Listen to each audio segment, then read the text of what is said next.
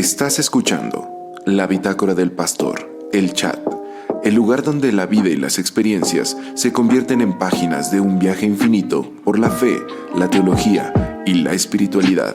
Acompáñanos y sube a bordo con Mario Medina. Bienvenidos a una noche más de la Bitácora del Pastor. Yo soy Mario Medina y estamos comenzando en esta noche agradable. No sé qué clima haga por su rancho, ¿verdad? Y no es albur, pero por acá está todo muy tranquilo y pues espero que también donde ustedes estén también sea de esa manera. Y pues sean bienvenidos a este espacio de reflexión, la Bitácora del Pastor, el chat, y me acompaña el grandioso, el único, el espectacular, el siempre imitado, jamás igualado. A veces sí es medio igualado, la verdad. Él es Hugo Almanza. ¡Bienvenido, Hugo! Hugo Almanza es una estrella del norte del país. Y Hugo, bienvenido. Gracias por estar en este espacio. Hola, Mario. Qué gusto. Qué gusto poder compartir este día contigo y decimos acá en el norte, con tu raza. Pues nada, esto es un experimento. Yo platicaba con mi esposa hace rato y decía, no sé si esto va a salir bien o no. Somos dos millennials que nos ha tocado ser pastores, que ya de entrada ya es todo un asunto. Pero además que nos toca ser pastores de iglesias que son de una denominación histórica. Así es. Cosa terrible, pero bueno. Perfecto. Hugo, cuéntanos un poquito de tus generales, quién eres, para que la gente que no te conoce, te conozca. Sé que traes banda, sé que traes porra, pero a ver, cuéntanos, por favor. Ok, tantito de mí. Me llamo Hugo, mi segundo nombre es Gil, es un dato curioso que poca gente conoce. Uh-huh. Yo nací en Nuevo Laredo, Tamaulipas, pero crecí prácticamente desde que nací hasta los 18 años, en un pueblito que se llama Dolores Hidalgo, Guanajuato. En el 2006 me mudé a la ciudad de Monterrey y ahí ingresé al seminario metodista Juan Wesley. Ahí estudié 4 años. Soy pastor desde el 2010. En el 2010 que egresé, empecé a pastorear en nuestra denominación, y desde entonces hasta ahorita he sido pastor de 3 iglesias, una en los suburbios de Monterrey, en un municipio conurbado de Monterrey que se llama Juárez, Nuevo León. Uh-huh. Por 4 años estuvimos ahí fue donde me casé con Lorena. Ahí nació mi primer hijo, que se llama Hugo Agustín, y luego del 2014 al 2021 estuvimos pastoreando una iglesia que se llama La Promesa en Reynosa, Tamaulipas. Tamaulipas. Y luego en el 2021, en verano de 2021, nos enviaron acá otra vez a la zona de Monterrey, en preciso a Guadalupe. Nosotros estamos en Guadalupe, Nuevo León, una iglesia que se llama Koinonia Cristiana. Llevamos aquí desde agosto del 2021. En Reynosa nació mi segundo hijo, que se llama Marco Alejandro, y ahí nos quedamos. Yo tengo 2 hijos, Marco de 8 y Hugo de 12 años. Uh-huh. Y entre mis grandes logros es que en este momento estoy empezando a ser papá de un adolescente, tiene 12 años, mi hijo. Uh-huh. Entonces estoy aventurándome en los terrenos de la pubertad, que podrá malir sal, pues quién sabe. Gran referencia a los Simpson ahí. Gracias, Hugo, por contarnos un poquito de ti. Bueno, ¿cómo dijiste que se llama tu iglesia? Se llama Koinonia Cristiana. ¿Qué es eso de koinonia? Es una pregunta recurrente, especialmente cuando llega algún proveedor a reparar algo de la iglesia. Es una palabra griega que significa comunión. Yo siempre les digo, yo no le puse el nombre, pero necesitaríamos tener un curso para aprender a ponerle nombre a las iglesias. Significa comunión o compañerismo, es una palabra muy bonita. Okay. De hecho es muy bonita y tiene un lema que a mí me ha encantado desde el 2008, que fue la primera vez que asistí a esa iglesia. Comunidad cristiana, algo más que amistad, me encanta. Es algo más que la... muy bien, ese es su tema, ¿no? Muy bien, perfecto, Hugo. Me da mucho gusto. Bueno, yo entendí aprendí otra palabra horrible que empieza con coi, pero no voy a decirles cuál es, ¿sí? Pero qué bueno que nos aclaras que es koinonia. Muchas gracias a todos los que ya están en Facebook dando like y también están a través de TikTok. Gracias a Grisi Navarro que le está dando ahí tap a la pantallita. Recuerden que si ustedes le dan corazoncitos ahí le pican, TikTok se lo muestra a más personas y pues bueno, esto puede crecer y llegar a más gente y les agradecemos mucho. El Lalo ya dejó un comentario en TikTok, dice fan de ambos, nosotros somos fans de ti, el Lalo, somos fans tuyos, ¿sí? Abrazo bueno, a Lalo, que es maravilloso ese viejo. Es un tazo dorado, hay que decirlo. Bueno, pues hoy, el día de hoy, vamos a hablar, vamos a descubrir si somos idólatras o no. Vamos a hablar acerca de un sermón muy polémico que se dio a principios de enero, el 5 de enero de este 2025, por un pastor que también ha sido muy polémico, que yo cuando era adolescente creía que era el diablo mismo, que se llama Dante Gebel. Y después cuando ya empecé a conocer a Dante Gebel por lo que decía y no por lo que me decían de él, pues bueno, comencé a hacerme fan, soy muy fan de Dante Gebel y pues el 5 de enero en su iglesia presentó un sermón que se llama Santa Anaconda. Y vamos a hablar un poquito de por qué se llama Santa Anaconda y cómo es que tiene que ver con la idolatría. Entonces, pues vamos a hablar acerca de esta situación, ¿no? Pues bueno, una vez dicho eso, pues ¿quién es Dante Gebel? Dante Gebel es un pastor, ministro ordenado de las Asambleas de Dios, que es una de las denominaciones pentecostales más antiguas y tradicionales de este lado del charco. Y pues bueno, es conferencista, escritor, conductor, muchas cosas, ¿no? Y tiene un estilo muy dinámico de predicación, ha participado en muchos programas de televisión, de radio, por ahí ha ganado premios incluso como conductor de televisión en la televisión, lo que vendría llamándose secular, y pues bueno, ha producido cerca de 6,000 programas de radio en 38 países, y actualmente dirige una de las iglesias mediáticas más grandes en el mundo que se llama River Church o River Arena en Anaheim, California, junto con su esposa. Y pues bueno, sus sermones se caracterizan por ser como sermones de buen humor, de storytelling, te cuenta una historia, te da enseñanzas bíblicas prácticas, sencillas, muy enfocadas a la familia, a la juventud, y pues como trata de conectar con la gente a través de distintos medios, pues bueno, eso ha impactado a mucha gente, ¿no? Entonces, Dante Gebel, pues en este sermón de Santa Anaconda, pues bueno, habla acerca de la idolatría y de prácticas que tenemos los evangélicos, que a veces no nos damos cuenta que son prácticas idolátricas. Pero antes de comenzar a analizar puntos que nos parecieron muy interesantes de este sermón, quisiera que viéramos un clipcito para que veamos como de qué se va a tratar, ¿no? De qué es lo que dice más o menos Dante Gebel. Así que vamos a ver tantito este clip. Yo hace unos años tuve un desayuno con el fundador de esta congregación, Juan Carlos Ortiz, y entonces íbamos a orar por el desayuno y él me dice, ¿por qué oras con los ojos cerrados? No sé. ¿Y cómo te podés inspirar en la oscuridad? Déjame que ore yo. Señor, qué bellísima tostada. Y qué buena mantequilla. Y qué café con leche nos vamos a tomar. Y empezó a mirar todo. Yo estaba allí. Me dice, ¿dónde leíste que hay que cerrar los ojos para orar? Y me di cuenta que en el archivo de mi mente, en la concordancia de mi mente, no pude encontrar ningún lugar en la Biblia que nos instruyera a cerrar los ojos para orar. Es más, la Biblia señala lo contrario. David vivía orando porque oraba con los ojos abiertos. El Salmo 121:1 dice, a las montañas levanto mis ojos. O sea, no era Stevie Wonder.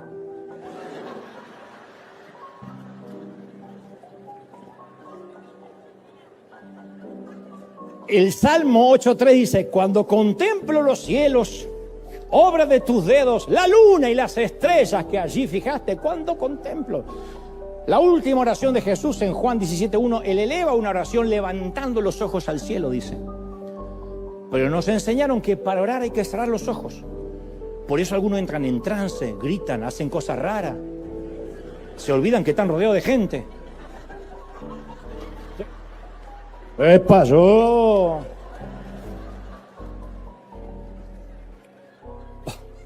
O le gritan a Dios como si fuera sordo. ¡Padre! Porque si vos estás sordo, no él. O cambiamos la voz, Señor Jesús, Dios de las luces. Ahora, si estamos solos y queremos salirnos de la realidad que nos rodea, está bien cerrar los ojos al reino visible para sumergirnos en el reino invisible. A veces está bien. Si uno está orando en el closet, en el ropero, hay un momento que después de mirar los mismos zapatos te da ganas de dejar de orar. Está bien que cerremos los ojos, pero en algunas ocasiones cerrar los ojos está bueno para escudriñar lo profundo de nuestro ser, para exponerlo ante Dios. Pero para orar no necesitamos necesariamente gritar, ni temblar, ni cambiar la voz.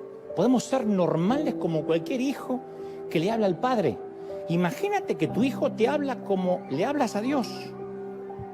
Padre querido, vengo ante tu presencia, poderoso mexicano.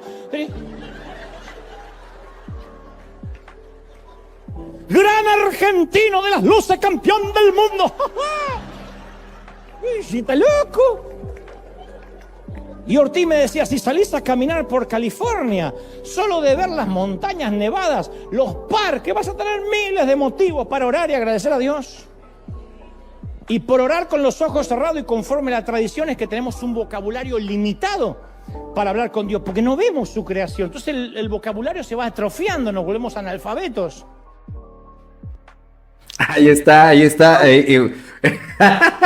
Bueno, a mí me sorprende mucho, no sé a ti, antes de entrar en lo que íbamos a cuestionar de esto, me sorprende mucho, no por ser peyorativo con los hermanos pentecostales, ¿verdad? Pero que sea un pentecostal el que se atreva como a decir, hay un montón de cosas en la iglesia que hacemos y no tienen ninguna razón de ser.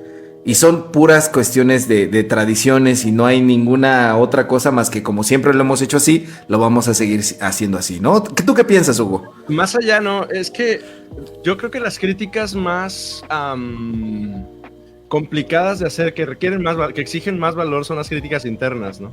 Claro. O sea, señalar hacia afuera cuando vemos a alguien más que hace algo, pues eso es muy sencillo, ¿no? Pero hacer ese ejercicio de distinguir, oye, y más, digo, el contexto que todos conocemos de Dante Gebel no es un tipo, o sea, súper pentecostal.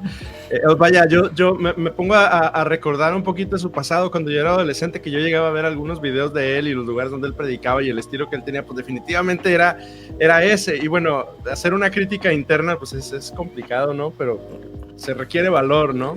Se requiere un valor que de pronto, digo, nosotros estamos en una denominación también, ¿no? De pronto no tenemos ese valor para hacer esa crítica a las cosas que hacemos, ¿no? Pues no. Sea que tengas autoridades eclesiales estrictas o no, de todas maneras es difícil llegar a decir ese tipo de cosas, ¿no? Pues bueno, el planteamiento de Dante Gebel es que hay un pasaje en la Biblia, en Números 21, en los versículos 4 al 9, en los cuales cae una plaga de serpientes ahí en el desierto, mientras están los israelitas camino hacia la tierra prometida, y de repente pues Moisés clama a Dios y Dios le dice, pues, la solución es que hagas una serpiente de bronce y la pongas allí para que todos los que miren a la serpiente, aunque hayan sido picados o mordidos por la serpiente, van a sobrevivir. Y lo que se pregunta Dante Gebel es, ¿por qué es esto, no? Bueno, dice, sucede, mucha gente le encuentra como muchas explicaciones teológicas. Y yo lo que digo es, dice él, que Dios a veces permite cosas temporales para que nosotros podamos atravesar ciertos momentos y después esas cosas temporales las tenemos que desechar. Pero de repente en la iglesia hemos tomado cosas culturales, circunstanciales, momentáneas y las hemos perpetuado de tal manera que las queremos volver cuestiones universales. Y dice en algún momento que cuando fue a uno de sus amigos del Puma a una iglesia, no recuerdo en qué ay, muchas gracias a Magali Márquez que envió un regalito ahí en TikTok, un 2025, muchísimas gracias. Bueno, que cuando fue a una iglesia, José Luis Rodríguez a predicar, todas las mujeres estaban con los pechos descubiertos.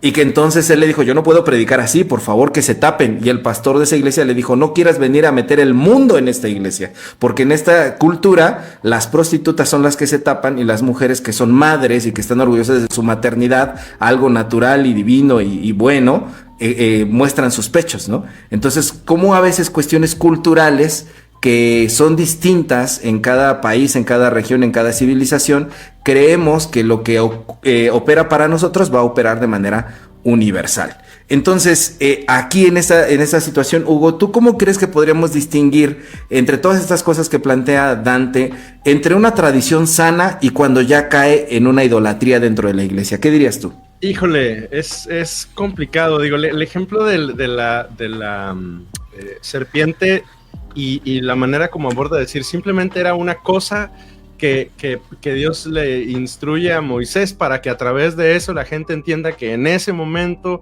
en esa particularidad de situación, esa era la manera en la que se podían salvar. Me gusta que pregunta, ¿y por qué no un cordero? ¿Por qué no una cruz? ¿Por qué no otra cosa que adquiriera otro significado? Dice, la respuesta a la que él llega, y tiene mucho sentido, es simplemente era una cosa que ellos podían asociar de inmediato a la peste, al problema que ellos estaban teniendo en ese momento, y que a través de ello podían, hay que decirlo con mucha precisión, sobrevivir, ¿verdad? Y creo que a lo largo de el ejercicio de la iglesia, de la vida de iglesia, ya sea que nos dedicamos al ministerio o no, surgen siempre situaciones. O sea, quienes llevamos algún tiempo en la iglesia nos hemos dado cuenta que siempre hay cosas que hay que resolver, siempre hay situaciones que hay que atender, siempre hay cosas que necesitan nuestra intervención para solucionarse, ¿no? Y de pronto y momentáneamente hay maneras de resolver cosas, ¿no? Entonces, creo que un poquito más adelante, aunque creo que lo vamos a platicar con un poquito más de detalle, ¿no? ¿Por qué hacemos lo que hacemos? ¿Por qué cantamos como cantamos? ¿Por qué usamos las cosas que usamos? Yo recuerdo que la primera iglesia donde fuimos pastores, Lorena y yo, era una esquina de una casa y era una forma bastante irregular, era una especie de trapecio curioso. Ajá. Que nos exigía que el acomodo fuera muy, muy, muy extraño, ¿no? Sí. Entonces no teníamos otra cosa otra manera de acomodarnos las 15 personas que nos reuníamos. Entonces en un triángulo curioso finalmente logramos figurar cómo poder colocarnos, pero no teníamos nada de los elementos como propios de una iglesia. Si es que podemos decir que hay elementos propios oficiales que deban de haber, ¿no? Pero en esa cotidianidad logramos ser iglesia de esa manera. Entonces en ese momento, en ese lugar, en esas condiciones, resolvía y nos permitía a nosotros poder hacer vida, ¿no?, de iglesia. Entonces, creo que eso pasa. Vamos solucionando cosas que se van presentando y vamos como dirigiéndonos, ¿no? El problema viene cuando esas cosas que en un momento se convierten como en esa solución, las tomamos como regla, ¿no? Y ahí es donde puede que empecemos a batallar. Uh-huh. Sí, y de repente decidieron ustedes hacer en el piso así como un pentagrama, ¿no? Dibujaron una estrella de 5 picos en medio de eso. Pero de repente estas cosas que son una práctica que de repente se transforman en un fin en sí mismas, ¿no? Claro. Que de repente, no sé, que de ahí de esa iglesia de que tú pastoreabas hubiera surgido así como de todos los edificios tienen que ser en forma trapezoidal, porque esa es la costumbre de nuestra denominación, ¿no? Y si no es de esta forma, no está la presencia de Dios, y luego hasta le empiezan a agregar como explicaciones, ¿no? Porque claro, la forma del trapezoide la podemos ver en Deuteronomio 6, que ahí se dice la palabra hebrea que es trapezoide también. O sea, empezamos a hacer una elaboración sobre conceptos, sobre cosas, cuando hay cuestiones que son muy prácticas, ¿no? Entonces, claro, hacia allá va desarrollándose el mensaje. Bueno, vamos a leer tantito lo que dicen nuestros escuchas. Dice Holly Palafox: ojos abiertos o cerrados para orar es personal, yo lo cierro para no distraerme, pero definitivamente la actitud es lo importante. Así es, lo que pasa es que cuando ya se vuelve así como una imposición de que Dios no te escucha si no cierras los ojos, ahí es donde empieza este cuestionamiento que está haciendo el pastor Dante a través de su mensaje, ¿no? Saludos no muy espiritualmente faramayosos. Saludos, Francisco. Dice, me desagrada. Sí, adelante. No, el tema de la faramaya, la naturalidad que de pronto hemos perdido, ¿no?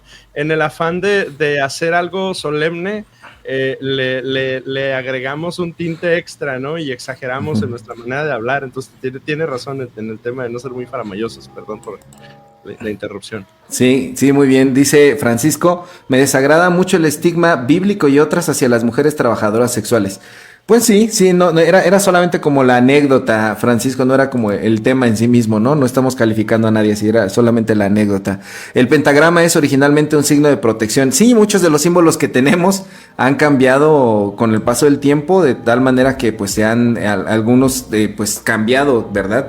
Su simbología. Bueno, seguimos. Después de eso empieza a decir, bueno, ¿cuáles son las santas anacondas? Ay, le llama Santa Anaconda al mensaje porque dice, bueno, hay serpientes que nosotros también como los israelitas adoramos y de tanto que las hacemos crecer ya no son serpientes, ya son anacondas, ¿no? Y tenemos a santas anacondas dentro de la iglesia. Entonces, de alguna manera, pues empieza a hablar como algunas prácticas que tenemos como el llamado, que cuando terminas de predicar tienes que hacer el llamado al arrepentimiento y a que vengan y hagan una oración de fe las personas para que acepten a Jesús en su corazón, y si no hicieron esa oración no son salvos, pero si sí la hicieron sí, aunque no la hayan hecho de todo corazón, etcétera, ¿no? De repente hay cosas que forman como un método de marketing, en lugar de que realmente sea como algo verdadero, ¿no? Que practicar dentro de la iglesia, sino que ya lo imponemos así como de tienes que hacer este llamado, tienes que tomar los datos de las personas, tienes que darles un seguimiento de esta manera, y quien no lo haga así no está presentando el verdadero evangelio, ¿no? Eso, como en las iglesias actuales, es un método que se ha visto de esa manera. ¿Tú qué piensas de estas santas anacondas como las que menciona Dante, estos métodos que tenemos dentro de la iglesia? Porque Hugo, adelante. No, es que está súper interesante cómo lo aborda, porque de entrada me encanta que usó el ejemplo de Ezequías y nos da un dato bien curioso. 700 años después de que ocurre el evento el episodio de la serpiente con Moisés, hasta muchísimo tiempo después, Ezequías es el que un día, muy seguramente junto con el resto de su gente, ¿verdad? Se pregunta, bueno, ¿y esto qué? Y se decide a deshacerse de esa bendita serpiente. Entonces me dice a mí que atrevernos a siquiera a cuestionarnos si alguna de esas anacondas son o no correctas es un ejercicio difícil. Y a veces se requiere demasiado tiempo para poder atrevernos y tener el valor para entrarle, ¿verdad? Para decir, a ver, ¿por qué, no? Las que menciona algunas me dan miedo. Me dan miedo porque son tan parte de nuestra vida de iglesia que incluso son tan parte que las hemos hecho ya sagradas, ¿no? El ejemplo del llamado es uno de ellos, ¿verdad? Y me gusta que usa una frase, ¿no? Se oferta a Jesús como un producto. Híjole, tiene razón, pero es una idea, yo le digo una idea picosa, ¿no? Ajá. Pero cosas que agregamos en la práctica que hemos hecho sacras, sin cuestionarnos el por qué. Sí, habla de que se convierte como en una reunión de Herbalife, ¿no? En donde hay un método de tú invitas a uno y ese uno se une a la pirámide y ese uno invita a otros, etcétera, ¿no? Y bueno, dice, la oración de fe es algo que no está nunca en la Biblia, ¿no? No se nos dice como que al final de predicar, dice, no te imaginas a Jesús como diciendo, ¿cuántos quieren recibirme en su corazón en esta hora en el Sermón del Monte? Y veo por allá una mano, veo por allá otra. No se dice que Jesús haga eso, muchísimo menos que si no repiten esa oración no son salvos. Esa forma doctrinal de creer como que si no se hace la oración no viene una persona al verdadero arrepentimiento, el Espíritu Santo no está en él. La cuestión de las lenguas, que en algunas iglesias es como muy importante, de que el creyente cuando es bautizado por el Espíritu Santo forzosamente tiene que hablar en lenguas. La cuestión como de que le des un seguimiento personalizado a la gente durante la semana para que pueda venir a la iglesia, etcétera. Yo recuerdo sí. Cuando platicamos del asunto, creo que hasta bromeamos de eso, ¿no? Y dije, no le doy seguimiento a nadie. Y fíjate que el tema es que incluso bueno, en el tema de la oración de fe, yo he lidiado con eso, con muchas personas que me ha tocado pastorear, porque hay mucha gente que tiene esta idea tan precisa de que tienes que repetir esto y de esta forma. Y dice Dante, como si fuese una abracadabra, ¿no? Como si fueran palabras mágicas que decimos yo. llevo algunos años que por hábito, cuando discipulo a alguien, les digo, bueno, pudiste haber orado de esta forma, o un día decidiste convertirte en discípulo del Señor, o un día te acercaste, o un día empezaste a congregarte, o un día, o sea, trato de describir como el abanico de todas las posibilidades que pueden como distinguir el momento en el que, o la temporada en el que una persona empezó a acercarse a Dios, porque luego hasta incluso, permítame decir, vendemos la idea de que tiene que ser de cierta forma, ¿no? Cuando la experiencia con Dios de cada persona va a ser diferente, con un matiz como único, pero solemos como industrializar el asunto, ¿no? Como la mano de obra que tiene que ser de cierta forma, cuando la experiencia con Dios es como tan particular, ¿no? Luego pareciera, y es un mal en el que creo que a veces los pastores o la gente que estamos en el ministerio caemos, ¿no? Vemos números en vez de rostros y nombres. Sí, claro. Y nos interesan estadísticas en vez de historias personales, y nos interesa ver gente asistiendo en vez del acompañamiento que pudiésemos dar a una persona que está pasando un momento de crisis y que nosotros pudiéramos siquiera aportar un poquito a sus vidas, ¿no? Entonces, creo que ahí está el asunto. Entonces, no tanto es el problema del sistema de seguimiento, porque al final todas las iglesias tenemos un sistema, ¿no? A través del cual vamos pastoreando a la gente. Pero cuando ese sistema se convierte en el punto y no el acompañamiento y la pastoral, que son la razón del sistema, pues ahí estamos en problemas, ¿no? Cuando el evangelismo se convierte en marketing y deja de ser genuino. Yo creo, Hugo, que si hacemos el mismo ejercicio hacia el interior de nuestra iglesia, bueno, tú y yo pertenecemos a la misma denominación e iglesia, aunque nuestra iglesia en el área geográfica donde tú estás es muy diferente a la iglesia en el área geográfica en la cual yo estoy, ¿no? Y aquí yo creo que tendríamos que hacer el ejercicio también hacia el interior. ¿Cuáles son esas cosas que nosotros tomamos como las serpientes, siguiendo el ejemplo, como las anacondas, de las cuales no nos despojamos dentro de nuestra propia denominación? O sea, yo puedo decir, por ejemplo, dentro de nuestra denominación tenemos un registro de estadística a nivel nacional que se llama Estimar, en el cual se nos pregunta, en una de las preguntas dice, ¿cuántos niños recibieron a Jesucristo en su corazón en los eventos que tú hiciste durante el año? Y entonces yo me pregunto así pero en nuestra denominación no creemos que en esta cuestión del pecado original en los niños de esa manera, no tenemos esa parte teológica doctrinal de esa forma. ¿Por qué me están preguntando esto? Pero no, está allí y lo tienes que contestar y decir cuántos niños se arrepintieron de sus pecados y recibieron al Señor Jesucristo en su corazón, cuando somos una iglesia que cree en distintas etapas de la gracia, ¿no? Es una cosa que a mí me llama mucho la atención. Otra anaconda dentro de la iglesia metodista, al menos de este lado, la solemnidad.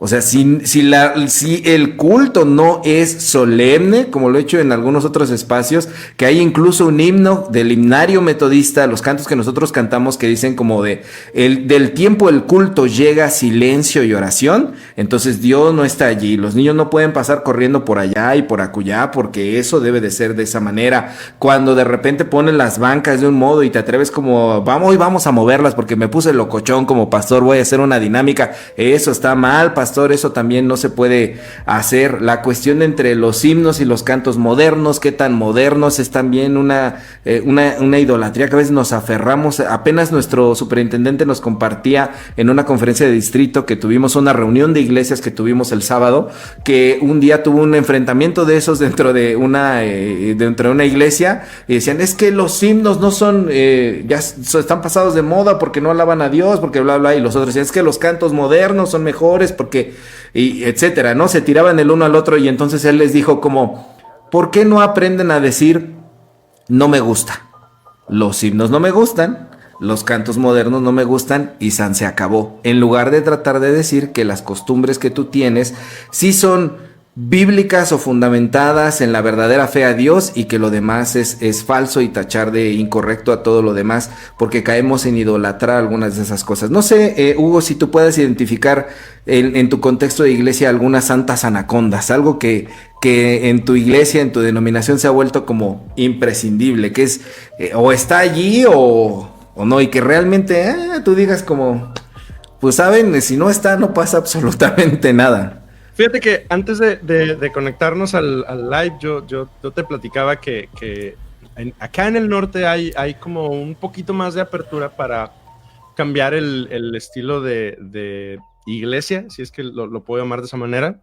Entonces, Mario y yo somos parte de una denominación que tiene un estilo muy particular de administrar la iglesia y entre ello, nuestra denominación tiene algo que llamamos organizaciones. Las organizaciones son los grupos homogéneos de nuestra denominación y en ella reunimos a hombres, mujeres, matrimonios, jóvenes, y cada organización tiene un nombre oficial, ¿no? Uh-huh. Entonces, en el caso de los hombres es la Fraternidad de Hombres Metodistas, en el caso de las mujeres la Sociedad Misionera Femenil, en el caso de jóvenes la Liga Metodista de Jóvenes Intermedios, en el caso del grupo de matrimonios pues ya también hay una constitución que define cómo funciona. Y entonces algunas de nuestras iglesias acá en el norte son muy estrictas en el tema del trabajo de la iglesia, pero afortunadamente en los últimos 10 años para acá hemos tenido como esta oportunidad o esta apertura de no regirnos tan estrictamente a este estilo. ¡Pecadores! Y me confieso, en mi caso, por ejemplo, yo a mí me ha tocado, y no es que yo lo haya orquestado, pero me ha tocado pastorear iglesias que no tienen, son iglesias metodistas, son parte de la denominación. Yo soy un pastor metodista, soy un presbítero itinerante de la iglesia, pero me ha tocado pastorear 3 iglesias en toda mi vida que ninguna tiene organizaciones oficiales. Eres tú el mal, entonces. Tú traes la plaga. Entonces, pero te juro que no es algo, insisto, o sea, no es algo que yo haya orquestado, sino en un caso, en uno de los casos, la iglesia se formó de esa manera y me tocó a mí llegar después de 7 años de que había sido fundada esa iglesia y me tocaron los segundos 7 años de esa iglesia. Que por cierto la había fundado el que en el 2014 se convirtió en obispo. Entonces, okay. No fui yo el que la diseñó así, fue eso es justo lo que diría un alborotador. Fue un obispo emérito la fundó y la organizó de esa manera. Pero el punto no es hablar de mi pasado pastoral, sino en nuestro caso las organizaciones son intocables o habían sido intocables hasta los últimos 10 años para acá. Entonces ya existe esa apertura de decir, bueno, si todas las iglesias tienen que tener femenil, tienen que tener fraternidad, tienen que tener liga, tienen que tener grupos, tienen que tener... y entonces ya hay algunos que se están preguntando, bueno, ¿tienen que tener? Entonces esa puede ser una. Y la otra, que es el otro lado de la moneda del sur, ¿no? Uh-huh. Nosotros, nuestra liturgia no es tradicional. No hay pocas iglesias, hay pocos bastiones tradicionales en el norte. En nuestra conferencia probablemente haya quizá 2 o 3 iglesias que mantienen un estilo de culto tradicional con uh-huh. himnos, con un sistema solemne, ¿no? Uh-huh. El resto, la mayoría tienen una liturgia como contemporánea, con cantos contemporáneos y demás, pero al final como quiera tenemos un orden de cosas que como quiera nos aferramos a él y decimos que tiene que ser de esa manera. Entonces como quiera creo que es el otro lado de la moneda, pero sufrimos del mismo dolor, como quiera nos hacemos las cosas así, porque así uh-huh. tiene que ser. Entonces yo creo que entonces el problema no es ni lo solemne ni lo contemporáneo, sino la motivación, lo que nos hace hacer las cosas como las hacemos, ¿no? Entonces, sí. Yo pensaría en esas, al menos en esas 2 santas anacondas de la iglesia metodista. De la iglesia acá en el norte, claro. En algún momento dice Dante Gebel en ese sermón que pues bueno, dice: mi pastor envejeció y ya no le gustaban los cantos modernos, y no está malo envejecer, lo que está malo es pensar que Dios envejeció contigo. Y que no te des cuenta que solamente se trata de tus gustos, y tú no puedes decir que el pastor que ahora tiene tatuajes y que tocan música de rock o reggaetón o etcétera, que no, Dios no los usa, o que ellos no tienen al Espíritu Santo, sino que no puedes juzgar de esa manera, ¿no? Entonces invitamos a los vitaescuchas a que escriban ustedes en su iglesia qué identifican como algo que no se puede tocar, como algo que dicen esto es así y así se debe de respetar. ¿Qué les ha pasado? Cuéntenos, por favor. Iniciemos el chismógrafo en esta noche para que ustedes puedan participar de esta manera, en lo que leemos sus comentarios. Muchas gracias a los de TikTok que están dando tap a la pantallita. Recuerden, mientras le van dando corazoncín, pues bueno, ahí TikTok se lo muestra a muchas más personas. Y pues bueno, nos quedamos acá, dice Salvador, saludos a ambos pastores, y a Tulio, saludos a ti, Salvador. Tulio Treviño, puedes enseñar a Tulio Treviño. Ahí está, desde Chile para el mundo. Ahí está. Keila Serrano Limón, saludos. Perdón, ¿ibas a decir algo? No, iba a estar Bodoque también, pero mi hijo se lo llevó a su cuarto. Ah, ok. O sea, iba a estar el equipo completo. 31 minutos transmitiendo aquí con la Bitácora del Pastor. Keila Serrano Limón, saludos. Qué emoción ver por aquí al pastor Hugo Almanza. Saludos, pastores, dice Víctor M. Torres. Saludos, Alejandro Siqueiros. Saludos también para ti. Dice Yasmín Morán, costumbres que en algún momento funcionaron en ciertas personas y se volvieron repetitivas dentro de la iglesia, buscando el mismo resultado y que ahora quizás es difícil quitar, aunque ya no funcionan con tanta eficacia. Así es. Eso es exactamente el planteamiento de esta noche y los invitamos a que si identifican alguna dentro de su iglesia, nos la digan, por favor. ¿Qué santas anacondas hay dentro de su congregación, sean de la denominación que sean? Alejandra Ibarra dice, saludos y bendiciones, Pastor Hugo. Saludos, Ale. José Juan Espinosa, saludos, Pastor Hugo Almanza. Y aquí en TikTok, el Lalo dice, el orden del culto. Sí. No te metas con eso, por favor. El culto se debe hacer así y te callas. ¿Por qué? Porque supuesto. Sí. Y dice que también... Por ejemplo, en el caso nuestro, ¿por qué siempre tenemos que cantar? ¿Por qué siempre después tenemos que predicar la palabra? ¿Por qué no puede ser al revés? ¿Por qué no podemos omitir tanta música? Por ejemplo, hay un dato curioso de nuestra denominación. Nuestra denominación en la Comisión Nacional de Música, que es una comisión que define o que marca pautas para el uso de la música dentro de los cultos de nuestra iglesia, dice que debe haber un balance. Debe haber un balance entre el uso de la música y la predicación de la palabra. Pero ha sido muy complejo definir a qué nos referimos con balance. Entonces, es algo interesante, ¿no? O sea, cantamos mucho. De hecho, alguna vez alguien fue invitado a mi iglesia y dijo, me encanta porque ahí cantan mucho y hay un karaoke gigante donde podemos ir cantando. Y sí, o sea... Ya nada más si hubiera unos drinks, mira, con eso ya, estaría bien padre, vería uno a Dios. No hemos logrado poder tomar café dentro de la iglesia todavía, eso es un... Eso que acaba de decir, comer dentro de algunos templos, está prohibidísimo. Está prohibido. Por ejemplo, en el caso de nosotros es muy curioso porque nosotros solo tenemos un gran galerón que es donde tenemos nuestras reuniones. Ajá. No tenemos un salón social. Entonces, ahí hacemos cenas, hacemos comidas, hacemos almuerzos. Y sin embargo, está prohibido comer. Entonces, ¿qué hacen? ¿Se salen a la banqueta? Es una pauta muy curiosa. O sea, está prohibido comer ahí entre las 11 y la 1 en las 11 y las 13 horas del domingo está prohibido y no puedes meter nada. Y sin embargo, inmediato después podemos poner una mesa y comemos todos juntos. O sea, claro, entiendo que la idea es la solemnidad y entiendo el origen del deseo de mantener como la seriedad y el respeto del recinto, ¿verdad? Pero en el caso nuestro, por ejemplo, es imposible porque al final ahí mismo es donde tenemos el resto de las actividades de la iglesia. Entonces, es una cosa curiosa, pero sí... ¿Pero que no hay un versículo donde dice, ven y te sentarás con tu familia y comerás tu pan delante de Jehová, tu Dios? Claro.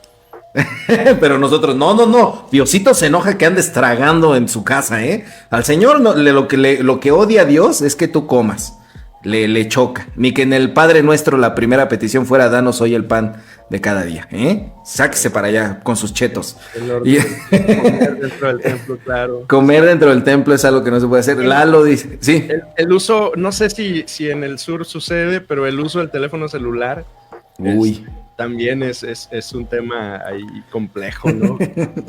Sí. Vaya, crecimos, algunos de nosotros, bueno, en mi caso, yo tengo 39 años, crecí en un tiempo en el que el celular empezó a utilizarse, ¿verdad? Sí, pero estamos hablando de celulares de ese tamaño, así, militares. Uno tenía que cargar una mochila, así. Y era como en aquellos años, no era prohibidísimo, ¿no? Poder usar el celular. Y hoy yo me he encontrado a mí mismo predicando y decirles, ok, anote esto. Probablemente no trae una libreta con usted, pero saque el celular y en el Google Keep anote estas 3 palabras para que no se le olviden. Ajá. Bueno, tenemos que hacer eso. ¿Está bien? ¿No está bien? Pues finalmente igual es una santa anaconda. Me voy a meter en las segúnes. Llevar la Biblia física y el himnario al... Ese está bien otro. Y ya la mayoría de nosotros traemos el dispositivo y ahí tenemos todo, ¿no? Entonces... ¿Cuál dispositivo? ¿Mande? ¿Cuál dispositivo? Traemos el dispositivo móvil. Ya, es que dije yo, o sea, hay otros, el Diu, cosas así. Dice Lalo también, en la duración del sermón, Que sí, Ok. es cierto, en las iglesias pentecostales, por ejemplo, donde dura de 1 hora a 2 horas, yo tenía un pastor que predicaba 3 horas, porque en algún momento estuve en una iglesia pentecostal, 3 horas de sermón, y de repente hay hermanos, Todo ese lugar, ¿verdad? Qué bueno que sucedió. el Señor me rescató de ahí, pero de repente hay hermanos que vienen de otras iglesias donde dura más el sermón, y vienen a una iglesia metodista donde dura, no sé, ¿cuánto dura el sermón en tu iglesia? En mi caso, yo estoy predicando 40 minutos. Ay, hijo de Dios, no, las personas, Pero eso, ya tengo no. a alguien que me dijo, oye, dura menos, Si la salvación fuera por obras, ya todos tus congregantes se salvaron, por soportar eso. Bueno, yo procuro no ir más allá de los 25 minutos, de 25 para abajo, depende. Pero, pues sí, llegan a una iglesia donde predican menos y dicen, aquí no está la presencia de Dios, no se siente, ¿no? O al revés, ¿no? Vas a una iglesia donde predican más y dices, híjole, ahí sí se pasaron de presencia de Dios, ¿no? Dice Gamaliel anda en TikTok, porque somos metodistas que cantan, por eso cantamos mucho. Arturo dice, la ropa es una gran anaconda, ¿cómo vas vestido a la iglesia? Por supuesto. Hay congregaciones donde dicen así como de que aquí es una fiesta y vienes con tus mejores garritas, y otros donde se lo toman más relajados, pero cuando vas más relajado y de repente dicen, a ver, y sobre todo el código de vestimenta para las mujeres, híjole, Que es todo un tema. Yo recuerdo que mi esposa, cuando ella se empezó a asistir a una iglesia allá por el 2007, un día de parte del pastor la invitan a participar en la liturgia del culto, ¿no? Y entonces la hermana que se comunicó con él dijo, pero por favor usa falda. ¿Como por? Y me dijo, creo que tenía una falda nada más, mi esposa es educadora, y entonces su estilo, su atuendo habitual es jeans, porque estaba atendiendo niños en el salón de clases, entonces pues es el primer choque cultural que tiene, o sea, con la cultura de la iglesia es... ¿Qué fetiches tan raros tienen algunos pastores, no? ¿Qué te puedo decir? Dice Magali Markers, colecta de firmas para que pongan café y galletas en el culto. Pues, ¿qué crees? Yo soy el primero que firmaría eso, te lo aseguro. Pero en las iglesias contemporáneas, eso es algo que está o sea, tú entras y lo que te encuentras primero es un cafecito. Claro. Donde la gente toma su cafecito, come su galletita, su pan y se siente a gusto, ¿no? Y algunos dicen, no, pues ¿qué venimos a qué o qué? Costumbres, ¿no? Dice, a ver, ¿dónde nos quedamos? Aquí en Facebook. Gracias por estar interactuando con nosotros. Nos gusta que platiquen con nosotros. Dice Ruth, no sé si leí a José Juan Espinosa. Saludos para Hugo Almanza. Saludos. Tienes fans, vino toda tu porra, qué bueno. Ruth Camilo dice, recuerdo algún culto de un evento juvenil donde el obispo interpeló al director con la frase, la liturgia es la liturgia. Y yo sé cómo se dijo esa frase porque yo estaba allí, fue en mi iglesia. ¡Wow! Y sí, pues porque faltó una oración al final y cómo nos íbamos a ir sin... Te sales de la oración, te sales en maldición. Ahí Diositos dicen, no, hijo, no oraste al final, carnal. O sea, yo te iba a bendecir, venía con todas las ganas de bendecirte, pero no oraste. Rocky Pellito, en mi iglesia hay una controversia porque laicos participan distribuyendo la Santa Cena. Pastores jubilados dicen, es una aberración.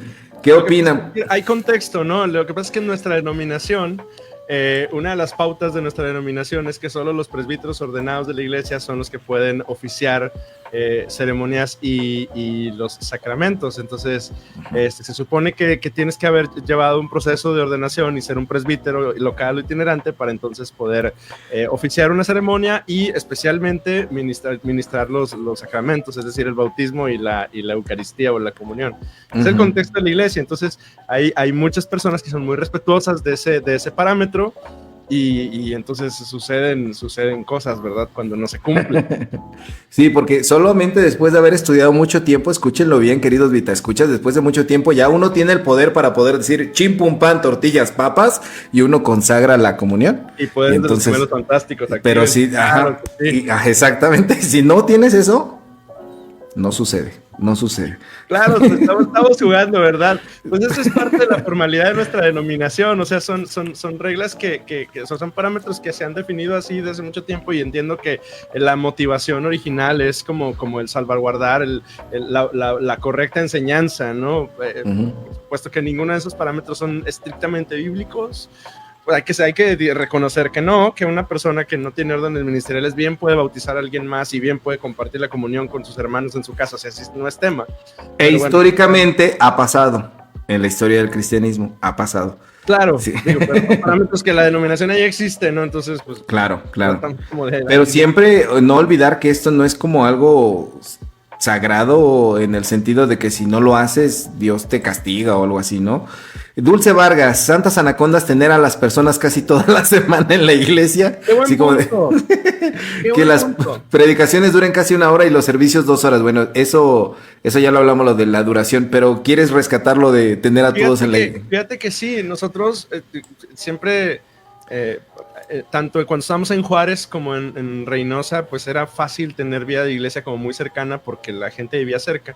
Pero cuando llegamos aquí a Monterrey, probablemente sucede también en la Ciudad de México, la gente vive lejísimos de lo que sea. Entonces entendimos que aquí no es posible. O sea, no es posible reunirnos entre semanas, prácticamente es imposible. La gente hace 2 horas para trasladarse de su trabajo a su casa y entonces agregarles algo a la iglesia entre semana era agregarles muchísimo. Y fue una de las razones por las cuales dejamos de tener reuniones entre semana y empezamos a tener reuniones en casa. Eso es lo que diría una persona, pues, inconversa, ¿no? Un pastor de Satanás. Pero luego tenemos un parámetro también nosotros respecto de tener gente en la iglesia toda la semana. Nosotros decimos, no se trata de que todos estén en todo, pero sí que todos estén en algo. Esa es una idea que es muy Pero debería haber como una lista así donde te portaste mal esta semana, te toca estar toda la semana en la iglesia, fíjate. Claro, no, es que aquí la multa es económica.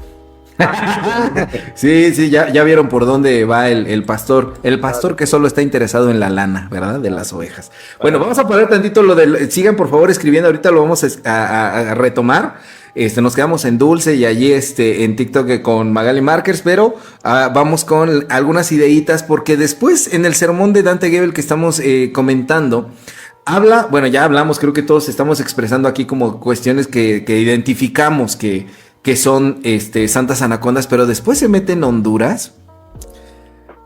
Fuertes, Hugo, fuertes, que ahí yo creo que hasta Judas temió, fíjate, hasta Judas temió. Y ahí dice que la Biblia y la oración también las hemos convertido en santas anacondas. Dice, no es que esté mal, pero hay una bibliolatría. Y entonces habla de una cuestión que es verdaderamente histórica, que durante siglos no existió la Biblia. Cuando escuché esto, fíjate que yo he vivido un proceso como de crecimiento, de madurez al respecto. Debo reconocer que en una parte de mi vida yo fui muy conservador en mi perspectiva respecto a las escrituras. Bueno, como contexto, soy maestro de Biblia en un seminario. Entonces... por lo menos están hablando con alguien que es experto en el tema. Tú no lo eres, dice. Ajá. Entonces, este primer acercamiento respecto de la escritura y los conceptos como muy ortodoxos de la infalibilidad de la escritura y el proceso a través del cual la Biblia llegó a nuestras manos y demás, yo veo los rostros de los estudiantes del seminario cuando vamos avanzando en este proceso, ¿verdad? Porque la mayoría cuando llegamos a un seminario pues llegamos francamente con muy poco conocimiento de Biblia, algunos ni siquiera la habíamos leído completa en algún momento de nuestras vidas, y terminamos el seminario y como quiera no lo hicimos. Entonces veo los rostros de algunos de ellos cuando planteamos algunas de las teorías respecto a la crítica del texto y que luchamos con esto. Yo mismo en algún momento he luchado con ello, ¿verdad? Pero es cierto, hay que reconocer que lo que hoy nosotros tenemos como escritura, y mira, yo soy bien cristiano, yo tengo una aquí conmigo, este es mi libro. Ahorita voy a sacar mi colección de Biblias, ¿no sabes? Entonces, hay que reconocer que efectivamente la escritura llegó a nosotros a través de la tradición como un proceso, ¿no? Entonces, de hecho, hace unos días, Mario, tú me compartiste un documento de algunas preguntas bíblicas, que una de ellas que me llamó muchísimo la atención, la pregunta y la respuesta, ¿no? Que me mencione algún texto de la Biblia que sea preexílico y alguno que sea posexílico, y la respuesta que encontré en el documento es, pues la verdad es que todos son posexílicos y todos son una edición que va alrededor del 400 en adelante, ¿no? Sí. Claro, esos son datos que necesitas indagar un poco más en tu estudio personal para llegar a ellos, pero el punto, ¿la Biblia es esto? O sea, ¿la escritura es sagrado, este librito? lo tenemos que llevar bajo el brazo cada que llegamos a la iglesia. ¿O qué es la escritura? O sea, el texto que luego agarramos en el dispositivo, ¿también es la Biblia o no lo es? Y la idolatría que tenemos hacia la Biblia, perdón, hay que decirlo, hacia el libro, ¿verdad? Es de cuidado. Es que de repente, bueno, son cuestiones que rayan también en la reflexión que tiene la antropología de la religión, ¿no? ¿Dónde empieza el espacio sacro y dónde termina el espacio profano? Y ahora con la digitalización de varios medios dentro de la fe, lo que tú acabas de decir, mi celular es profano mientras lo estoy usando para ver Instagram, pero ya se vuelve sacro cuando abro la app de la Biblia, ¿o qué sucede, no? Son situaciones que verdaderamente a veces no nos cuestionamos porque lo damos por hecho. Y en esta parte lo que dice Dante Gebel, bueno, ¿cómo le hacían esos cristianos que no tenían Biblia? Bueno, ellos recordaban lo que en algún momento Pablo les dijo, ¿no? Ustedes mismos, dicen 2 Corintios 3, 2 al 3, ustedes mismos son nuestra carta escrita en nuestro corazón, conocida y leída por todos. Es evidente que son una carta de Cristo expedida por nosotros, escrita no con tinta, sino con el Espíritu del Dios viviente, no en tablas de piedra, sino en las tablas de los corazones humanos. ¿Cómo le hacían los cristianos que no tenían Biblia? Pues entendían que ellos mismos eran la historia que Dios había escrito, y de esa manera pues testificaban y vivían de manera que los otros pudieran ver a Dios a través de sus vidas. Pero cuando nos concentramos tanto en estas cuestiones físicas, pues de repente hasta decimos, ¿no? Como de no se puede traducir ya la Biblia de ninguna otra forma. La Sagradísima Reina Valera 1960 es la que el mismo apóstol Pablo usaba, la que Jesucristo firmó allí a sus fans cuando iba predicando en Galilea, ¿no? Repartía ejemplares, ¿no? Y firmaba la Reina Valera 1960. De repente nos cerramos a cuestiones de esa naturaleza, ¿no? Y dice la oración, que fue el clip que escuchamos al principio, ¿cómo debes de orar? De pie, sentado, hincado, 5 minutos, 1 minuto, debes orar con los ojos cerrados, con los ojos abiertos, gritando, hay un tono, no sé si alguna vez, supongo que sí, te lo han preguntado varias veces así, o te han dicho, pastor, es que yo no sé orar, ¿no? Claro. Porque la gente tiene la idea de que hay un método para orar porque nos escuchan a nosotros exactamente, o fingir la voz, o utilizar palabras y decimos... Y esta crítica, yo no soy como los católicos, yo oro, yo no rezo, yo no hago repeticiones. Y entonces oramos, sí, Señor, te digo, Señor, ¿y por qué, Señor? Porque esto, Señor, porque... Y siempre decimos la misma palabra, decimos vanas repeticiones. Mejor ponte a orar el Padre Nuestro y ya, ¿no? Fíjate que cuando un ejercicio que hemos tratado de hacer nosotros es como democratizar, no sé si es la palabra correcta del uso que le voy a dar, pero como permitir la participación de más personas dentro del orden del culto en nuestra iglesia. Entonces, para lograrlo, invitamos a miembros de la iglesia a que participen en cierto momento, y una de las cosas que tienen que hacer es orar. Y nos sorprende la respuesta de mucha gente, de decir, yo no sé orar, ¿qué voy a decir? Entonces, el abordaje que mi esposa ha hecho es, bueno, pues va a hacerlo de una manera natural. O sea, usted está platicando con el Señor y va a bendecir la reunión porque estamos a punto de iniciarla. Y me gusta porque algunos optan por escribir su oración, otros la memorizan, otros se les da la oración espontánea. Entonces, pero procuramos como no cerrarlo a que tiene que ser de esta manera, ¿no? Pero sí abrimos la oportunidad para que cualquier persona pueda pararse ahí al frente y poder iniciar la reunión. Pero el tema de oraciones es increíble cómo luchamos, porque yo creo que yo también luché en algún momento con eso, con esta idea de tiene que ser de cierta forma, ¿no? Y me gusta también, por ejemplo, hay un detalle que me encanta escuchar a una persona cuando va a empezar a orar y dice buenos días. Sí. Y eso ha pasado varias veces en algún domingo y me fascina y me saca una sonrisa. Buenos días, Dios. Vamos a iniciar la reunión, entonces te pedimos que estés con nosotros. Y Dios con una lagrimita así de por fin alguien me saluda. Me gusta porque refleja como esa cotidianidad que tienes con alguien cuando lo ves por primera vez en la mañana, ¿no? Entonces es un detalle insignificante quizá para algunos, pero sí luchamos mucho con estas ideas de frases repetitivas y cosas, ¿no? Yo he dicho mucho, lo llegué a decir en un podcast que ya no existe, que era copia de llegué a decir que me encantaba un libro que se llamaba Buenas noches, Dios. para los niños. Entonces es una oración con los niños en donde dice, ¿cómo estás, Dios? ¿Cómo te fue el día de hoy? Yo hice esto con mamá, yo hice esto con papá, ahora me voy a dormir. ¿Cómo están los ángeles allá? Buenas noches, Dios. Le dice, ¿no? O esta canción de Juan Luis Guerra, hay una canción de Juan Luis Guerra que le canta a Dios y dice, tan solo he venido a estar contigo. Cuéntame cómo es la piel del sol, cómo has estado, ¿no? Y es una cuestión cotidiana que perdemos en el momento de la oración por ir hacia la formalidad, la belleza estética de la oración, como las cuestiones litúrgicas que se van olvidando de esa parte humana que finalmente lo que hizo Cristo fue venir a hacerse humano para que nuestra oración también fuera lo más humano posible. Uh-huh. y podemos confiar en que el Espíritu Santo perfeccione esa oración, pero nosotros queremos como convertirla en divina a través de la técnica, a través de la belleza, etcétera. Como si nosotros pudiéramos hacer eso. Exacto, exacto. No.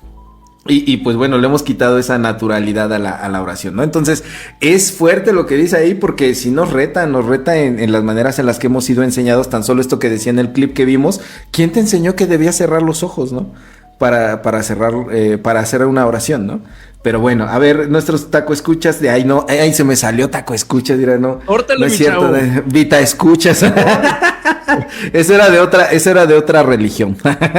Nuestros Vita escuchas, perdón, es que lo hice mucho tiempo ese podcast, pero pues bueno, ya descansa en paz, in nomine Patri. Dice Gamaliel Landa, ahí vamos todos de regreso a la oración final sin desayunar. Exacto, esto se liga con la otra anécdota que estaban contando de cuando el obispo dijo la liturgia va a una oración, ¿no? Dice también Grisi Navarro, pretender que los jóvenes no tienen vida fuera de la iglesia y no permitirles expresarse con otra. Es cierto, a veces como esta parte de que los queremos tener todo el tiempo, ¿no? Denme un segundito, denme un segundito, porque TikTok está diciendo, oye, chavo, vi que siempre TikTok pide esto, que haya como esta confirmación de que aquí estamos, TikTok. Denme un segundito. Seguimos vivos. Ya, aquí seguimos, TikTok. Muy bien, dice, no permitirles expresarse con otra, como esto que decíamos de que los jóvenes y la gente esté todo el tiempo en la iglesia. Magali Markers, ¿Judas temió? Exactamente, Judas temió, así es, él tuvo miedo. Grisi Navarro, música, series, juegos y demás, solo jugar, basta cristiano. Ah, sí, que en las reuniones de jóvenes solamente, bueno, vamos a jugar, pero algo cristiano, claro. Porque si no es cristiano, Dios mío, se enoja. Dice Lalo, también una de las anacondas es que si la oración es corta, no es suficiente. Cuando resucitó a Lázaro, oró así como de, Padre, yo sé que tú siempre me escuchas. Y ya, y punto, ¿no? Solamente lo dije para esto, ¿no? Por ahí se ríe Arturo de mi error. Perdóname, Arturo, perdóname. Y aquí en Facebook dice Leonardo, el Gabinete de Distrito Sudoriental de las FHM, les saludamos. Saludos a las Fuerzas Armadas de México, que es lo que significa FHM. Edgar Leal, saludos a los dos pastores. Saludos, Eddie. La alabanza a Dios cambia las cosas y alegra el corazón. Holly Palafox, Legión Blanca y Sociedad Misionera Femenil deberían ser una sola organización sirviendo dentro y fuera del templo. El estimar era una broma por escrito. Bueno, es que en nuestra iglesia hay dos organizaciones de mujeres. La Legión Blanca, que es más con un contenido de acción social, y la Sociedad Misionera Femenil, que ahora es más hacia adentro de la iglesia, aunque en el nombre lleva la penitencia, se llama misionera femenil, era hacia afuera, ¿no? Y que la estadística es una broma por escrito, el sistema de estadística. Dice Rosy Cruz, yo también firmaría para lo del café y las galletas. Saludos, pastores, saludos, Rosy. Ana Angelina, saludos al pastor Hugo desde Piedras Negras, de saludos, Jonathan Ana. Y Ana. Qué gusto saber de ustedes. Salvador dice, un gusto escucharlos tocar estos temas y las bromas van... ¿Cuáles bromas, Salvador? ¿Qué te pasa? Somos gente seria aquí, ¿sí? ¿Y qué maestro? Dice que eres un maestro de los peores del seminario, dice. Sí, lo soy. De los peores, así, dice. Leonardo Ortiz, ya me voy a portar bien, dice Leonardo. Fraternidad de hombres metodistas. No quieres decir cosas, es las Fuerzas Armadas de México, Leonardo. No, saludos a las fraternidades de hombres metodistas. Y Víctor M. Torres también, pues a veces pasa, Víctor, eso que uno se ríe, ¿verdad? Hugo, para ir cerrando, ¿cómo? Sí, dime.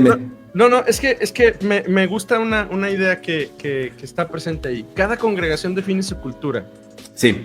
Es Es un ejercicio que debemos hacer. Es muy complicado. Por ejemplo, yo acabo de iniciar ese proceso en mi iglesia local. Para definir o para responder a la pregunta quiénes somos, qué y qué es lo que estamos haciendo. Entonces, me gustó mucho porque el grupo de administradores, la junta de administradores es el grupo que lidera la iglesia en las diversas áreas de nuestra denominación.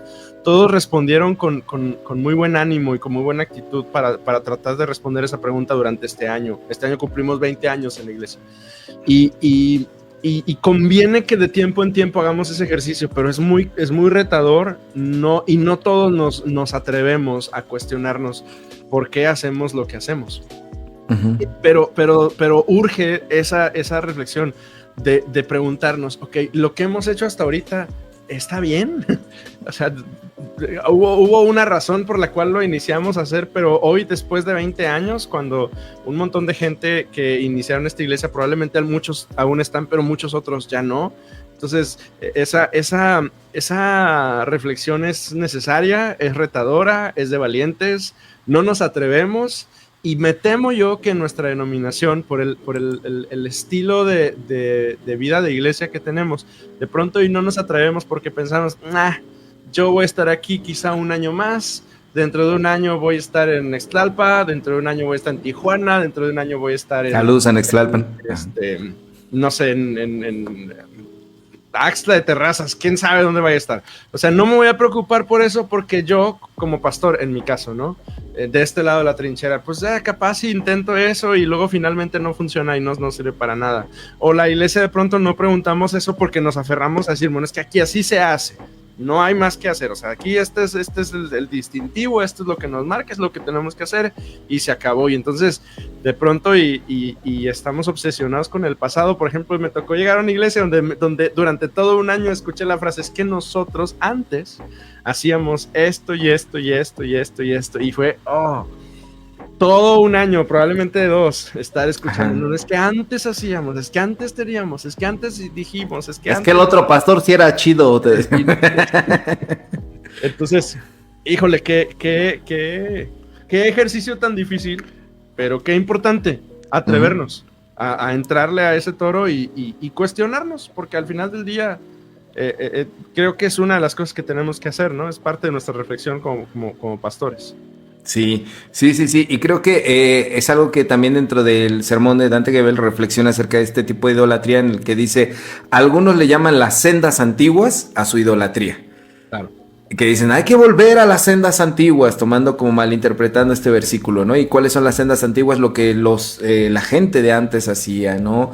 Y a veces es solamente esa tradición que ya no nos sirve para ahora. Y no es que estemos rechazando la tradición, sino que tenemos que pasarla por el filtro de la realidad, que sigue funcionando en específico para nosotros el día de hoy y que ya no nos sirve, ¿no? De esa manera, ¿no? ¿Qué cambios prácticos podemos hacer nosotros dentro de nuestras congregaciones y evaluar cada uno de nosotros qué santa anaconda tengo dentro de mi vida, ¿no? ¿Qué es lo que estoy siguiendo como una práctica que pues se me ha vuelto verdaderamente idolátrica, que ya no me sirve? Ay, muchas gracias a Grisi Navarro, que envió una pulsera de la buena suerte, es una pulserita de la buena suerte allá en TikTok, muchas gracias. Esos son regalitos en TikTok que pues ayudan, ¿verdad?, a la cuenta, porque son regalitos monetarios, o sea, que te cuestan, no sé, 3 pesos, 10, no sé cuánto haya sido, y TikTok te da una parte de eso, ¿no? Para apoyar como tus streamings y todo eso, tus lives. Muchísimas gracias.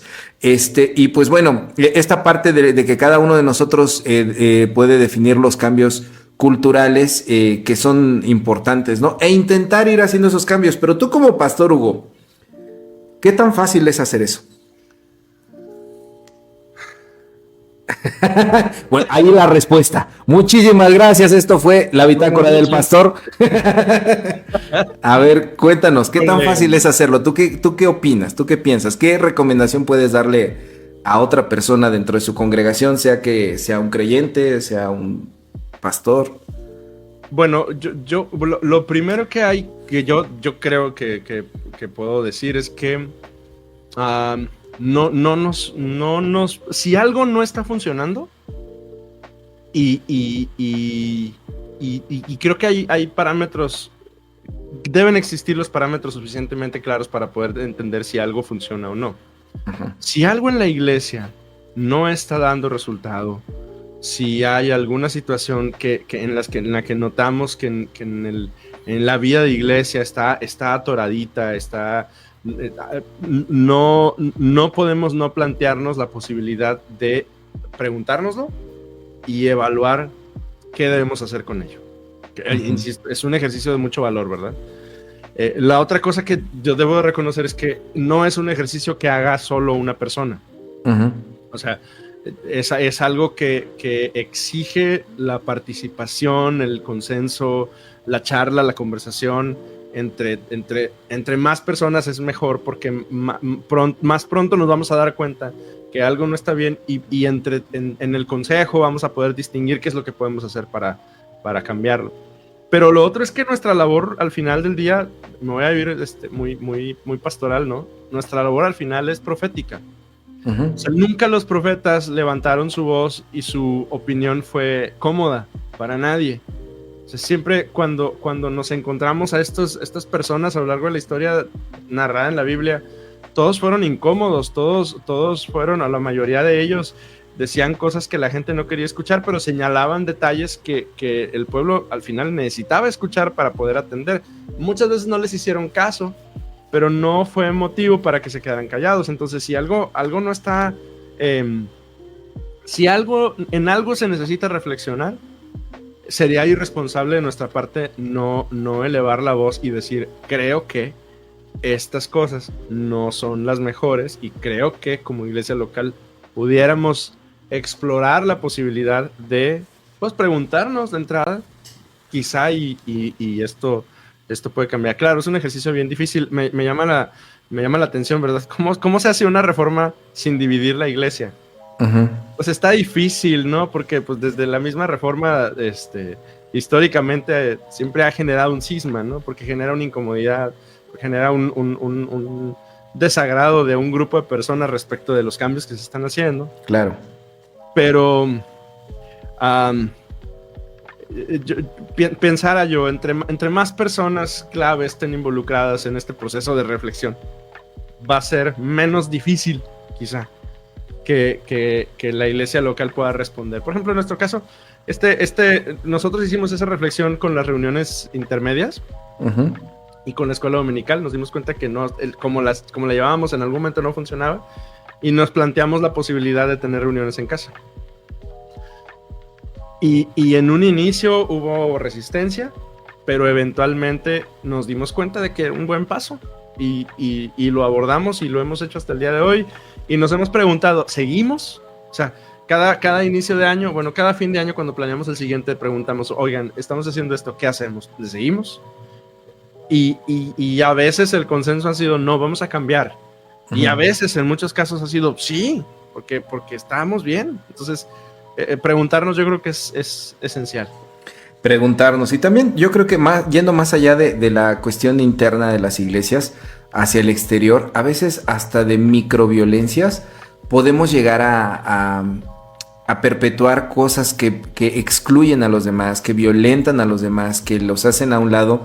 Ayer estaba yo conectado a un live en el que una persona, por ejemplo, estaba relatando en su iglesia que decía que perteneció a una congregación en donde les decía, nosotros no celebramos nada, nosotros no creemos en los Reyes Magos no existen. Cuando tenía 3 años, ¿no? Los Reyes Magos no existen, son Melchor, Gaspar y Baltasar, ¿no? Dijeron, porque los Reyes Magos sí existen, obviamente.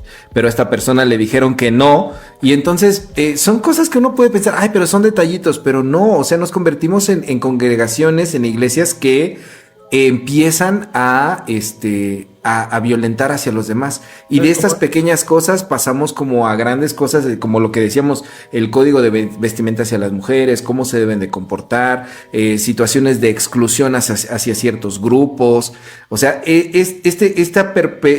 perpetuar ciertas creencias termina convirtiéndose socialmente en una situación de daño y de violencia hacia muchos grupos, hacia muchos sectores, que de repente, pues nada más por no atrevernos a reflexionar, pues perpetuamos este tipo de cosas y las agrandamos, ¿no? Y promovemos una fe que solamente nos hace daño. ¿Querías decir algo, Hugo? No, que luego parece que en el afán de normar y de mantener como el orden, si es que eso se puede hacer, ¿no? Nos pensamos, nos sentimos con la autoridad como de definir pautas para que la gente cría a sus hijos, para que la gente tome decisiones cuando es nuestra responsabilidad solamente tomar el consejo de la escritura, interpretarlo apropiadamente y decirles, bueno, esto es lo que encontramos aquí, pero al final cada quien debe tomar su decisión al respecto, ¿no? Y ser cuidadosos con esas normas que luego... porque la gente es bien intencionada y escucha nuestra opinión como ministros del Evangelio y asumen una autoridad en nosotros y toman a veces nuestras opiniones como norma. Y uno también debe estar consciente de eso, porque también ese ejercicio es difícil que haya personas que no concluyan de esa manera. Entonces el asunto entonces es mi responsabilidad, yo como ministro del Evangelio, ser cuidadoso de entender esa posición en la que al final del día, en la que me encuentro, y enseñar pautas apropiadas, ¿no? Para no parecer que estoy imponiendo una manera, una norma en cómo se deben de hacer las cosas, sino más bien presentando la luz como de la escritura y de la interpretación bíblica para ayudar a la gente que tome sus propias decisiones respecto de todos sus temas de vida, ¿no? Que todos son importantes. Claro, porque si no luego te hablan como pastor diciéndote así, pastor, ¿qué hago? Porque no sé qué hacer con esta cosa mínima de mi vida, ¿no? De repente hay cosas así que volvemos dependientes a las personas en lugar de ayudarlas a su proceso de autonomía y de libertad. Y dice Lalo, vamos con nuestros Vita Escuchas, dice Lalo en el TikTok Ensenada, que te podían haber mandado Ensenada también. Arturo dice, así lo dice la disciplina, se tenía que decir y se dijo. En nuestra iglesia hay un libro que se llama el libro de la disciplina, en donde vienen muchas reglamentaciones y a veces muchos atropellos o situaciones malas administrativas se argumentan diciendo que así lo dice la disciplina y así se debe de hacer, ¿no? Y en Facebook dice Ramiro Rodríguez, saludos desde Morelos, Coahuila. Ramiro, saludos. ¿Cómo estás? Yo estoy dando reprobado en geografía, hijo. Ahí como que se fusionaron dos dimensiones para mí, Morelos y Coahuila. Así sí, como que punto A con punto D. La bitácora del pastor. Víctor Abraham Rodríguez. Abraham, ese es con Abraham. Saludos al pastor Hugo. Nos mudamos a Reynosa y llegamos a la promesa por su podcast en Spotify. ¿Qué les prometiste? Yo les juro que yo no fui. Pero aquí aprovecha, aquí es donde ellos llegaron a la promesa y si tú también marcas de entre los próximos 5 minutos recibirás la promesa de parte de Dios. No, saludos, Víctor. Creo que sé un poquito de ti porque mi mejor amigo se sigue congregando en esta iglesia, entonces creo que también ya te he platicado un poquito de mí. Un abrazo. Dice Salomé Hernández, dice, gracias, Pastor Mario. Lo que pasa es que a veces cada pastor trae sus propias ideas y también es poco a poco que nos vamos adaptando a los cambios. Sí, yo creo que los cambios son graduales, pero también esto de que cada pastor trae sus ideas, yo voy a decir algo, o sea, sí, pero qué mal que sea así, en el hecho de que yo creo que cuando una persona se aferra mucho a las tradiciones es porque no ha repensado su fe. O sea, se ha casado con las cosas como así viene en el manual y así lo tengo que hacer. Y no piensa un poco más allá. No entiende su contexto un poco más allá. No se dedica como a entender qué es lo que está pasando a su alrededor. Y si tú eres ministro de culto o responsable o líder de algún grupo, el que sea, y solamente quieres hacer las cosas conforme al manual, pues déjame decirte que estás muy mal, chavo. Así no se hacen las cosas. O sea, de repente el mismo Jesús cuestionó el libro de libros, ¿no? Claro. Y la interpretación que la gente tenía de ese libro. Porque si no ahorita, ¡ay, el pastor Mario dijo que no! La interpretación que tenían. Samuel Flores, sí se puede desmitificar la Biblia, también se puede desmitificar. Si se puede desmitificar la Biblia, también se puede desmitificar la disciplina de la iglesia. Saludos, qué buen tema, pues sí. O sea, no hay como por qué no, ¿no? O sea, claro que sí, por supuesto. Y dice Orfe Olmeda, célula 11 lo saludan. Órale, este es un código como de guerra, ¿no? Célula 11, sí. Célula 11. Es como lo que decían en Monster Inc. cuando había una emergencia, ¿no? 3312, ¿o cómo era? ¿Qué célula 11? Cuéntanos. Mi corazoncito ya brincó con eso. Sí. ¿Pero qué es? ¿Es un código secreto o qué? Lo que pasa es que es uno de los grupos que dejamos cuando estuvimos en Reynosa, donde también trabajamos con células, entonces son amigos míos que están ahí. Ok, entonces los ponen como campos militares, así célula 11, célula. Sí. La célula que explota. Ok, muy bien, perfecto. Hugo, una reflexión final, una idea final que quieras para cerrar este tiempo de la bitácora del pastor, el chat. Hay que preguntarnos siempre por qué hacemos lo que hacemos. Es un ejercicio que uno como pastor tiene que hacer. Es un ejercicio que uno tiene que ayudar a la iglesia a que lo hagan. Yo creo que ambos trabajos son difíciles. Se va haciendo uno viejo y uno va envejeciendo y uno piensa que Dios envejece con nosotros. Y va siendo más difícil preguntarnos por qué hacemos lo que hacemos. Uh-huh. Pero siempre es bueno cuestionarnos y enseñar a la iglesia que podemos cuestionar, que no nos vamos a ir al infierno por preguntarnos si el culto debe durar 1 hora o 2. Y no va a pasar nada si hoy cantamos menos, y no va a pasar nada si acomodamos las sillas diferente, y no va a pasar nada si dejamos de tener organizaciones y elegimos administrar la iglesia de una manera diferente, siempre y cuando funcione y estemos siendo efectivos en el compartir la buena nueva de Cristo y vivir una vida cristiana que sea pues correcta, ¿no? En lo que sea que eso significa, ¿no? Entonces, preguntarnos siempre y cuestionarnos a nosotros mismos, ¿no? Esto que estoy haciendo, la manera que lo hago, ¿por qué? Y al final el apóstol Pablo dijo, todo lo que hagas, hazlo como para el Señor. Uh-huh. Y es una pauta compleja, sí, pero también apropiada, ¿no? O sea, decir, ok, ¿esto que estamos haciendo está honrando de alguna manera al Señor? Estamos cumpliendo con el extender el reino de Dios aquí en la tierra. Uh-huh. Y preguntárnoslo implica que estamos dispuestos a escuchar una respuesta, y a veces la respuesta puede no gustarnos mucho, pero esa respuesta nos debe motivar a tomar decisiones para entonces cambiar. A veces son solo pequeños indicadores que tenemos que cambiar, a veces van a ser más profundos. ¿Y qué? La iglesia al final es del Señor. Y esa idea me gusta mucho, porque un día yo no voy a estar aquí. Alguien más va a estar aquí, y alguien más va a predicar el domingo en Koinonia, porque me voy a hacer viejito y me voy a jubilar. Y en ese momento Dios va a seguir presente en la iglesia, y la iglesia va a seguir caminando en el propósito del Señor. Pero es nuestra responsabilidad preguntarnos vez tras vez, ¿no? Y uh-huh. Responder. Sí, yo creo, muchas gracias, Hugo. Mi reflexión final sería que, pues bueno, yo creo que todos los cambios son buenos, pero pues creo que tenemos que estar dispuestos a ellos, ¿no? De estar dispuestos a esos cambios. Y pues bueno, aquí en nuestros taco escuchas tienen, otra vez Vita escuchas, perdón, tienen perdóname, es que todavía no me acostumbro. Lo evité durante 4 programas. Es que estoy buscando un archivito porque me faltó mandarte algo. Pero bueno, dice aquí los Vita escuchas en TikTok, dice Luz, no, si cuestionas algo estás en desacato. Eso es cierto, que a veces es como queremos obediencia total, ¿no? Y dice, también se olvidaron que somos pescadores de hombres. Sí, ¿nosotros o quién? No lo estés diciendo. Bueno, no lo encuentro, caray. Pero bueno, dice Lalo, no pasa nada si un día no voy al culto. No, contigo sí, Lalo, porque tú sí exageraste, de verdad. Y dice aquí en Facebook, hagamos cambios para no cerrarnos en nuestro error para siempre. Es bueno y agradable para uno mismo y para Dios.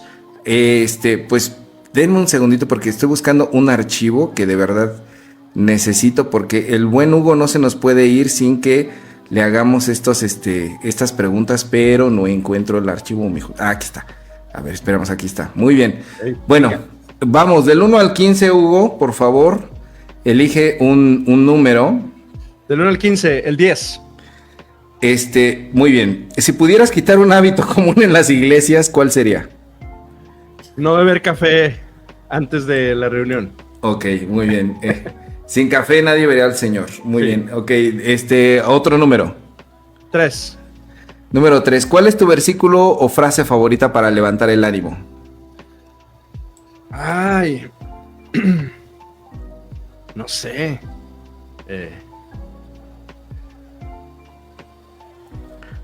Hay un hombre, un lector de la Biblia, total, un maestro de la Biblia, ahí lo tienen, o sea, hasta Peña Nieto pudo decir uno, no es posible, Hugo.